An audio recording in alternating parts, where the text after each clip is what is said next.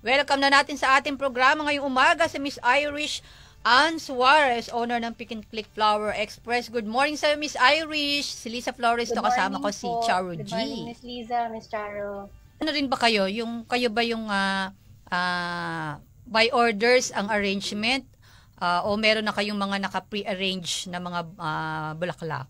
Marami po kaming na-observe na nasasayang na flowers and tinatapon lang kapag ina-arrange na tas hindi po nabibenta. Kaya ngayon po, ang ginawa rin namin, of course, to help the environment din po, is to pre-order muna kapag nakapag-settle na po sila ng kanilang order, tsaka po namin gagawin to avoid din po yung pagsasayang ng mga flowers and ng mga resources po natin.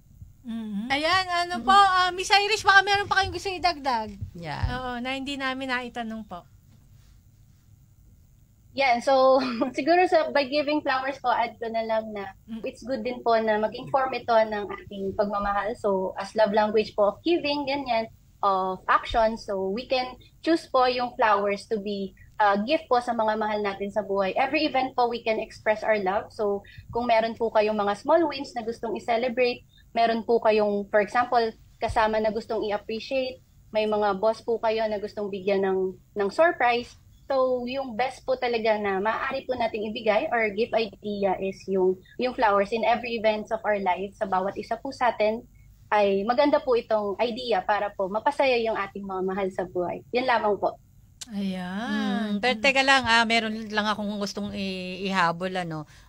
Tatanungin ko lang si Miss Irish kung naniniwala siya rito. Sinasabi nga nila na if you can't say it with words, say it with flowers. Yes po, I believe in that saying po kasi yun nga po, every time po na nagbibigay po kami ng flowers, kahit po hindi pa nila alam kung kanino galing yun, hindi pa nila nababasa kung ano po yung message sa card na nandun po sa bouquet, is nakikita mo na po yung emotion nila. Maaaring masaya sila, tinilig sila, or umiiyak po sila sa sobrang saya.